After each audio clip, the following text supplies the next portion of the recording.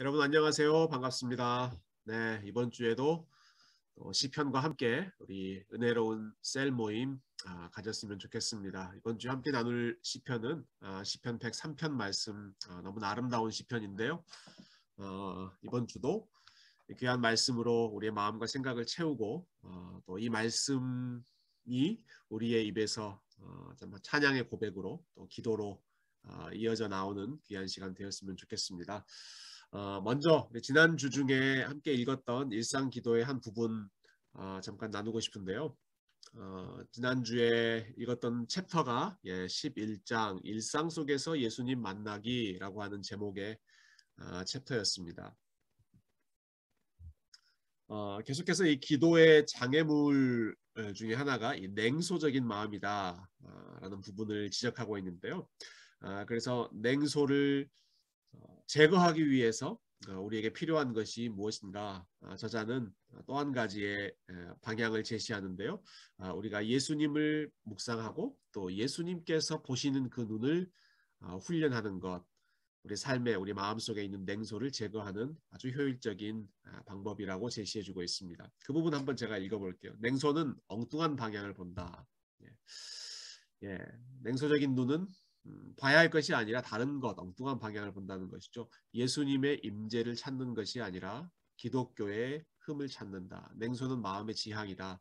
그러므로 냉소의 6번째 해결책은 예수님을 보는 눈을 기르는 것이다. 우리가 보는 것 가운데에서 예수님이 하시는 일, 또 예수님의 은혜, 예수님의 얼굴, 그것을 보는 것이 아니라 어떻게 해서든 흠을 찾고 또 부정적인 것을 찾고 그것이 교회의 흠이든 아니면 사람들의 흠이든 아니면 세상의 흠이든 어떻게든 잘못된 것을 먼저 찾는다는 것이죠. 그것을 제거하기 위해서는 우리가 예수님의 마음 또 예수님의 눈을 기억하는 것이 필요합니다. 그래서 이 저자인 폴 밀러 목사님께서 훈련하셨던 것 또 체험하셨던 것을 잠깐 나누시죠. 그분이 정말 이 객관적인 상황으로는 너무 짜증날 수 있는 그런 상황이었는데요. 그날 하루 동안 만났던 사람들을 통해서 또 대화를 나눴던 사람들을 통해서 의도적으로 계속해서 예수님을 보려고 의지적으로 노력했던 그 이야기를 들려주고 있습니다. 그래서 어디에서나 예수님을 볼 수 있었고 또 누구에게서나 예수님을 볼 수 있었다라고 나누어 주십니다.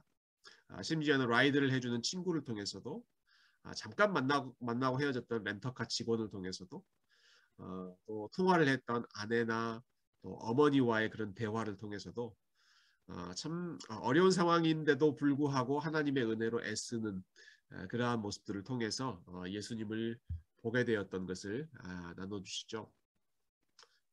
그러면서 사도 바울의 이야기를 들려주십니다. 바울이 어떻게 이 훈련을 열심히 실천했는가, 특별히 고린도 교회 성도들과의 관계에서 이 부분을 훈련했는데요.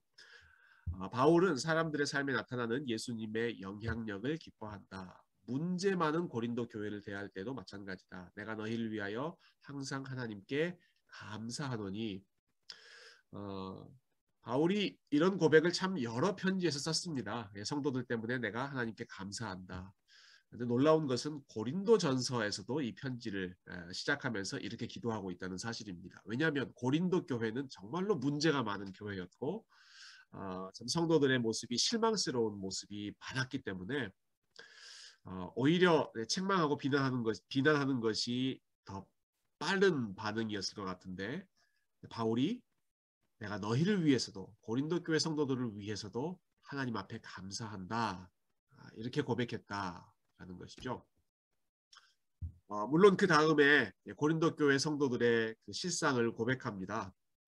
그들이 근친상간을 묵인했던 일도 있었고 성도들끼리 서로 법정에 고소하는 일도 있었고 성찬을 주의 만찬을 함께 나누는 자리에서 술 취하고 난동을 부리고 갈등을 일으키는 그런 일들이 고린도 교회 성도들에게 있었습니다. 바울은 그것을 다 알고 있었습니다. 그럼에도 불구하고 너희 때문에 하나님 앞에 감사한다.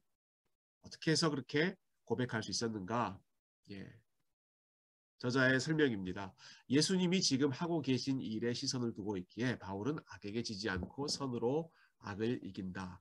바울의 기도 생활은 선으로 가득하며 그는 복음을 삶으로 실천하고 있다. 하나님이 바울에게 은혜를 베푸신 것처럼 바울도 고린도 교인들에게 은혜를 베푼다. 그는 구주의 피로 물든 장밋빛 안경으로 교회를 바라보았다.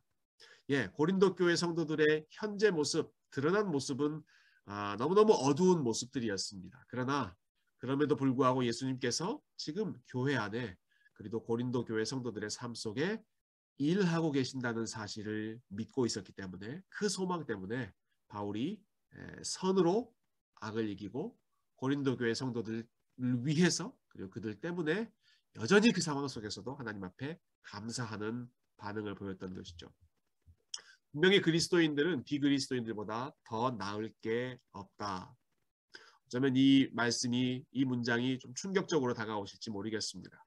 아니 그리스도인들이 비그리스도인들보다 더 나아야 하는 게 아닐까? 더 나은 것 아닌가라고 생각하실지 모르겠어요.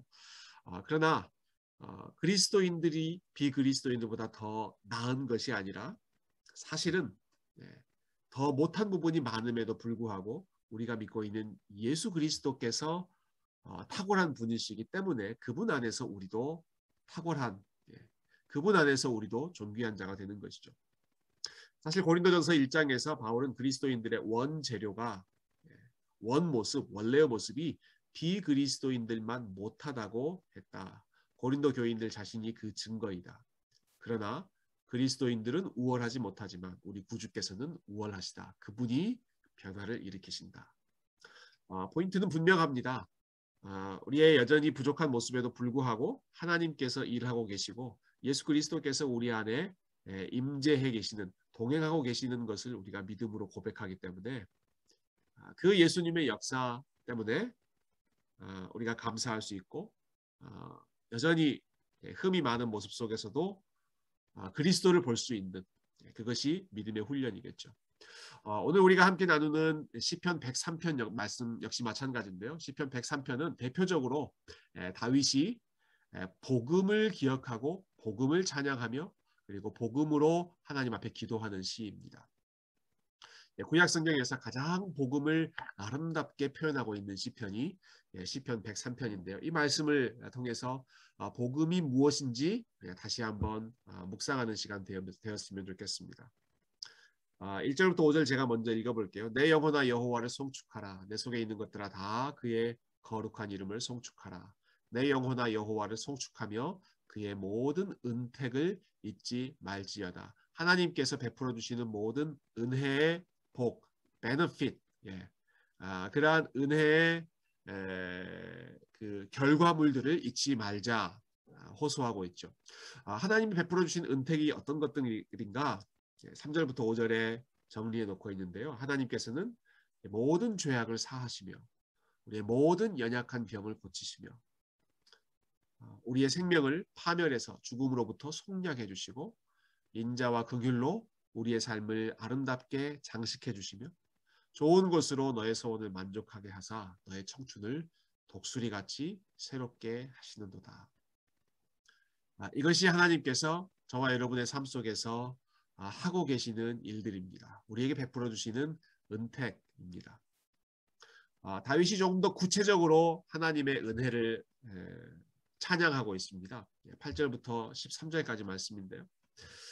하나님은 긍휼이 많으시고 은혜로우시고 노하기를 더디하시는 빨리빨리 노하시는 것이 아니라 slow to anger, 노하기를 더디하시는 분이십니다. 10절 말씀 보시면 하나님께서 우리의 연약한 모습에 대해서 어떻게 반응하시는지가 나오는데요. 우리의 죄를 따라 우리를 처벌하지는 아니하시며 우리의 죄악을 따라 우리에게 그대로 갚지는 아니하셨으니 우리의 죄를 따라서 처벌하시거나 우리에게 갚으셨다라고 한다면 하나님 앞에서 살아남을 수 있는 사람이 아무도 없겠죠. 우리가 죄를 범했을 때 그때 그대로 하나님께서 보응하시고 그것에 대해서 보복하셨다라고 한다면 살아남아 있을 수 있는 사람이 아무도 없을 것입니다. 그러나 감사한 것은 하나님께서 우리가 죄를 지은 그때 처벌하시는 것이 아니라 오랫동안 인내하시면서 slow to anger. 참고 참고 또 참으시면서 정말로 더 이상 더 이상 참지 못할 때 하나님께서 우리의 죄에 대해서 책망하시는 것이죠. 그래서 하나님의 인자하심이 얼마나 참 풍성한지 다윗이 11절부터 13절까지 보면 세 번의 비유를 통해서 표현하고 있습니다. 먼저 하늘이 땅에서 높음같이. 여러분 하늘과 땅의 그 차이가 얼마나 큽니까? 하늘이 땅으로부터 얼마나 높습니까? 그런데 그만큼 높은 것처럼 하나님의 인자하심이 크고 높다. 12절 보시면 동이 서에서 먼 것 같이. 여러분 해가 뜨는 동쪽에서 해가 지는 서쪽까지 그 거리가 얼마나 멉니까? 미국이 참 큰 나라죠. 이스트 코스트부터 웨스트 코스트까지의 그 거리만 생각해도 참 어마어마한 그런 거리인데요. 근데 하나님께서 땅 끝에서 땅 끝까지 해가 떠오르는 곳부터 해가 지는 그 끝까지 우리의 죄를 그렇게 멀리 던져버리신다. 마지막 세 번째는 아버지가 자식을 긍휼히 여김같이 여호와께서는 자기를 경외하는 자를 긍휼히 여기신다. 자식을 향한 부모의 사랑, 인간의 삶 속에서 인간의 인생 속에서 볼 수 있는 가장 큰 사랑의 깊이인데요. 하나님께서 우리를 보실 때 그와 같이 보신다라는 것이죠. 지난 주일에 우리가 묵상했던 말씀, 사사기의 말씀 부분과 다시 한번 연결해 본다면 여러분 사사기에 나타났던 그 거듭되는 이스라엘 백성들의 연약한 모습과 특별히 뒤로 가면 갈수록 더 심해져서 막장의 그러한 지점까지 떨어져 버렸던 그런 이스라엘 백성들의 모습. 그러나 그럼에도 불구하고 하나님의 인자하심이 땅에서 하늘만큼 그렇게 크시고 동쪽 끝에서 서쪽 끝까지 그렇게 크시고 그리고 아버지가 자식을 긍휼히 여김같이 그렇게 깊으시기 때문에 심지어는 사사시대의 죄악들까지도 하나님께서 용서하시고 새로운 시작을 준비하셨죠. 하나님께서 우리에게 베풀어 주시는 은혜가 바로 이와 같다. 이것이 복음입니다. 왜 하나님께서 우리를 그와 같이 우리에게 용서의 은혜 또 그렇게 우리를 선대해 주시는가? 그 이유는 하나님께서 우리의 연약함을 누구보다 잘 아시기 때문입니다. 14절입니다. 이는 그가 우리의 체질을 아시며 우리가 단지 먼지뿐임을 기억하심이로다. 우리의 체질, 우리가 어떤 체질인가? 그 체질에 대해서 다윗은 우리가 먼지 체질이다라고 고백하고 있습니다. 하나님 보시기에 하나님 앞에서 우리의 체질은 먼지처럼 이 먼지와 같다라고 하는 것은 우리의 삶 자체가 참 먼지처럼 보잘것없는 존재이고요. 훅 불면 날아가는 존재이고 조금만 충격을 가해도 깨어질 수 있는 그러한 질그릇, 먼지로 만든 흙으로 만들어진 그릇에 불과하다라고 하는 것이죠.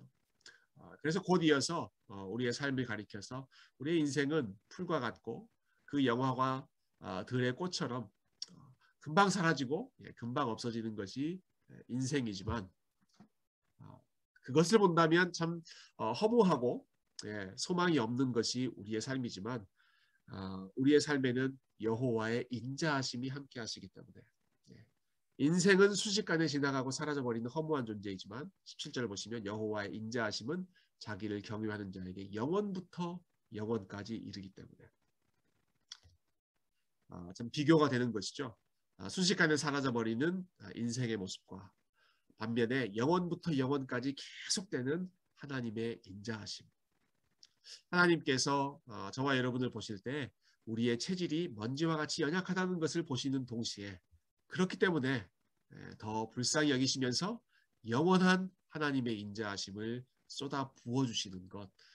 여러분 그것이 바울이 붙잡았던 소망이고 또 다윗이 찬양했던 복음의 진리였습니다. 여러분 이 시편 103편 말씀은 참 하나님의 인자하심을 아름답게 노래하는 것으로도 참 유명한 그런 시편인데요. 저는 이 시편의 핵심은 이 시를 지금 이 고백을 누구에게 하고 있는가 하는 부분에 있다고 생각합니다. 이 시를 시작하면서 다윗은 1절과 2절에 이렇게 이야기하죠. 내 영혼아 여호와를 송축하라. 내 속에 있는 것들아 다 그의 거룩한 이름을 송축하라. 내 영혼아 여호와를 송축하며 그의 모든 인택을 잊지 말지어다. 그리고 이 시를 마무리하면서 마지막 22절에도 한 번 더 내 영혼아 여호와를 송축하라. 이렇게 고백하고 있습니다. 그러니까 이 시는 물론 저와 여러분이 이 시를 읽고 함께 찬양하고 있고 또 기독교 역사상 많은 사람들이 많은 성도들이 이 시를 통해서 은혜를 받았습니다만은 이 시의 원래 독자라고 할까요? 다윗이 이 시를 이 고백을 지금 누구에게 던지고 있는가? 누구에게 선포하고 있는가? 그 대상은 다윗 자신이었습니다. 다윗이 계속해서 반복하면서 내 영혼아, 내 영혼아, 내 속에 있는 것들아 하나님을 기억하고 하나님의 은혜를 잊지 말라. 왜 이렇게 다윗이 스스로에게 자기 자신에게 이 사실을 계속해서 되풀이하면서 선포하고 강조했을까? 그만큼 이 사실을 우리가 잊어버릴 때가 참 많이 있고 하나님의 인자하심을 묵상하지 못하고 지나가 버릴 때가 너무너무 많이 있기 때문에 다윗이 의지적으로 아주 의도적으로 스스로 자기 자신의 깊은 영혼을 향해서 계속해서 여호와를 기억하라. 하나님의 은혜를 기억하라. 그렇게 노력하지 않으면 우리의 생각은 자연스럽게 세상의 생각에 휩쓸리게 되고요. 자연스럽게 우리의 눈, 우리의 생각, 우리가 보기에 좋은 대로 판단하기 쉽기 때문에 계속해서 다윗은 하나님이 보시는 그 마음, 또 하나님의 관점, 하나님의 은혜의 원리를 자기 자신에게 먼저 선포했습니다. 그것을 통해서 하나님의 은혜를 자기 마음속에 깊이 새기기 위해서이고 그리고 그것을 바탕으로 세상을 바라보고 또 사람들을 그 은혜의 안경으로 바라보기 위해서였습니다.